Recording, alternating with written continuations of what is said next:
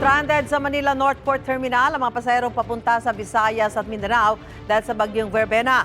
May unang balita live si James Agustin. James? Susan, good morning. Dito na sa Manila North Port Passenger Terminal nagpalipas sa magdamag ang nasa 170 pasahero na stranded nga dahil sa bagyong Verbena.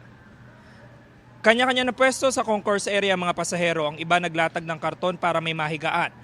Kabilang sa mga stranded na mga may biyahe sa Siargao o Samis, Butuan na alas 6:30 kagabi ang schedule. Stranded din ang mga pasahero pa Cebu, Tagbilaran na alas 5 ng umaga ngayong araw ang biyahe.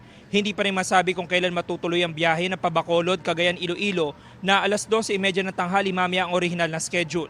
Kaninang alas 5:30 ng umaga nang papasukin sa departure area mga stranded na pasahero. Pero wala pang kasiguraduhan ng schedule ng kanilang biyahe. May free charging stations din na inilaan para magamit ng mga pasahero.